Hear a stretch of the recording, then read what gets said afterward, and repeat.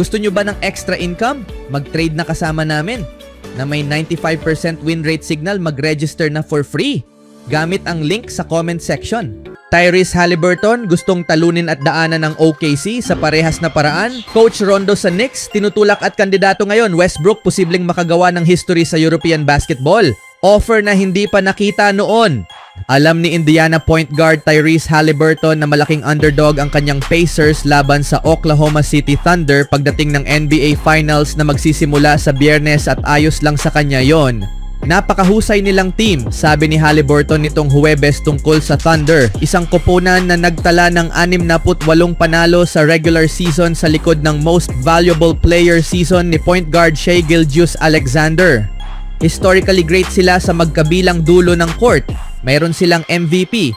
Ang dami mong pwedeng isa-isahin kung bakit sila napakahusay sa ginagawa nila, kung bakit sila isang napakagaling na team. Kung mananalo kami ng championship, ayokong manalo sa ibang paraan, sabi ni Haliburton. Ayokong umiwas o lumusot. Gusto kong dumaan mismo. Gusto mong daanin sa pinakamahusay na team, sa pinakamalaking hamon. Ito ang pinakamahusay na team sa NBA. Sila ang naging pinakamahusay na team sa NBA buong taon. Walang shortcut para talunin ang team na to. Ang Thunder ay nakapagpahinga ng 8 araw mula nang talunin nila ang Minnesota sa Western Conference Finals.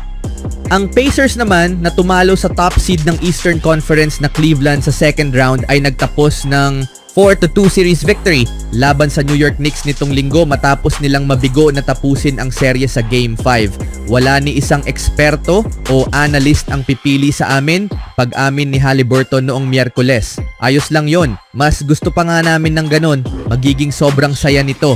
Bukod sa mas maikling pahinga, kinailangang harapin ng Pacers ang aberya sa biyahe nitong Martes nang mailihis ang kanilang flight patungong Oklahoma City papunta sa Tulsa dahil sa bagyo. Natulog ako buong biyahe ng eroplano na hindi ko naman normal na ginagawa, sabi ni Haliburton. Paglapag namin, handa na akong bumaba. Sabi nila nasa Tulsa daw kami. Nagdagdag ng ilang oras ang pagkaantala sa kanilang araw ng biyahe. Pero ayon kay Haliburton, maliit na abala lang iyon. Mas malalalang problema ang meron sa buhay, anya. Ayos lang kami. Anong masasabi niyo mga kaibigan sa mindset ni Haliburton? Sa ibang balita naman, ang post na Rajon Rondo gets thrown into Knicks head coach search naging laman ng mga balita. Ang paghahanap ng New York Knicks para sa bagong head coach ay patuloy na umaani ng atensyon matapos ang pagtanggal kay Tom Thibodeau noong Martes. Isa sa mga pinakabagong pangalang lumutang ay ang dating NBA point guard na si Rajon Rondo na iminungkahi ni ESPN analyst Jay Williams sa kanyang panayam sa programang Get Up sa ESPN nitong Huwebes. Inamin ni Williams na wala pang formal na karanasan si Rondo bilang head coach ngunit binigyang diin ang mataas na respeto sa kanya sa buong liga dahil sa kanyang mataas na basketball IQ at kakayahan sa pamumuno. Magbibigay ako ng isang dark horse guys at sigurado akong marami ang magre-react dahil wala siyang karanasan bilang head coach, sabi ni Williams. Pero kung tatanungin mo ang kahit sinong NBA player kung ano ang tingin nila kay Rajon Rondo, palagi nilang binabanggit kung gaano katalino ang kanyang basketball IQ at ang katotohanang mahusay siya sa pagbuo ng mga defensive at offensive schemes kahit sa gitna ng laro. Tanungin mo si Doc Rivers tungkol sa mga championship teams na napanalunan niya. Si Rondo, 38 taong gulang, ay nagretiro mula sa NBA noong year 2024 matapos ang 16 na taong karera na kinabibilangan ng paglalaro para sa Boston Celtics, Los Angeles Lakers at ilang iba pang koponan. Nanalo siya ng 2 NBA championships. Isa kasama ang Boston noong year 2008 at isa kasama ang Lakers noong year 2020.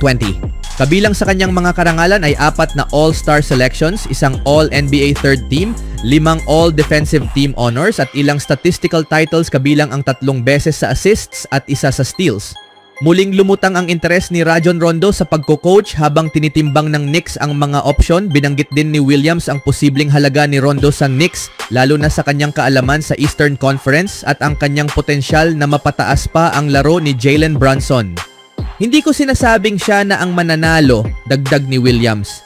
Pero sa tingin ko ay dapat talagang ikonsidera ang pangalan niya bilang isang NBA head coach sa level na ito dahil sa kanyang pamilyaridad sa Eastern Conference at dahil kaya niyang i-unlock ang kakayahan ng mga guards tulad ni Jalen Brunson. Ipinahayag na noon ni Rondo ang kanyang interes sa coaching, ngunit ipinagpaliban muna ito para mag-focus sa pagpapalaki ng kanyang mga anak. Nakilahok siya bilang guest coach sa training camp ng Milwaukee Bucks kasama si Doc Rivers bago nagsimula ang season at inaasahang mananatili sa paligid ng koponan sa buong taon. Si Thibodeau ay natanggal matapos ang 5 season kung saan nagtala siya ng 226 to 174 record in regular season at 24 to 23 in playoffs. Binanggit din si Van Gundy sa programang Get Up noong Miyerkules ng ESPN insider na si Brian Windhorst na iminungkahing maaaring ikonsidera ng Knicks ang isang posibleng pagbabalik niya. Habang nagpapatuloy ang kanilang coaching search, si Rondo ay isa na ngayong bahagi ng lumalawak at sari-saring listahan ng mga kandidato habang iniisip ng Knicks ang kanilang susunod na hakbang. Ano sa tingin nyo kay Rajon Rondo mga kaibigan? Sa sumunod na balita naman, ang Denver Nuggets ay papasok ngayon sa isang mahalagang off-season para sa kanilang koponan, kung saan maraming mahihirap na desisyon ang kailangang gawin patungkol sa mga pangunahing manlalaro at coaches. Ilan sa mga desisyong ito tungkol sa coaching staff at mga miyembro ng front office ay nagawa na matapos tanggalin ng koponan si head coach Michael Malone at si Calvin Booth bago matapos ang regular season. Matapos matalo sa Game 7 ng second round ng playoffs laban sa Oklahoma City Thunder, itinalaga ng Nuggets si David Adelman bilang bagong full-time head coach. Pagkatapos nito, tinanggal ni Adelman ang karamihan sa kanyang assistant coaching staff, kaya inaasahang magiging ibang-iba ang hitsura ng Denver team sa susunod na season. May mga mabibigat na desisyon ding kailangang gawin ng Nuggets habang hinihintay nila kung sino-sinong manlalaro ang babalik para sa susunod na season.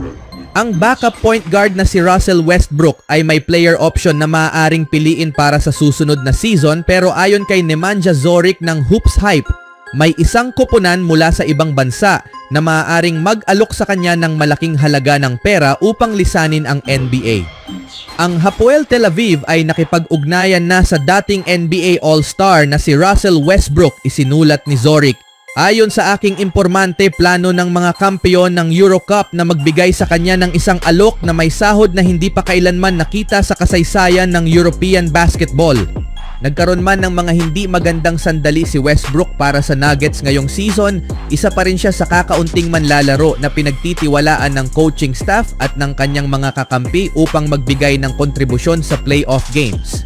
Ang former MVP ay lampas na sa kanyang prime bilang isang star sa NBA, pero may posibilidad na maibalik niya ito kung lilipat siya sa ibang bansa. Maaaring siya rin ang maging pinakamalaking star sa liga doon, isang bagay na hindi na niya maangkin ngayon sa Estados Unidos, bagamat halo-halo ang opinyon ng Nuggets fans tungkol kay Westbrook ngayong season. Magiging malaking kawalan pa rin siya kung aalis at mag-iiwan ng panibagong butas na kailangang punan ng Denver sa free agency. Para sa isang team na may limitadong budget at assets, maaaring ang pinakamainam na opsyon ay panatilihin siya ng isa pang taon, lalo na kung pipiliin niyang kunin ang kanyang player option. Anong masasabi nyo kay Westbrook mga kaibigan? Dapat na ba niyang iwan ng NBA? Even when you feel low, you can still go. Even when you feel slow, you can still go. Even when there's no hope, you can still go. I never answer to no, man, I still go. Go, go.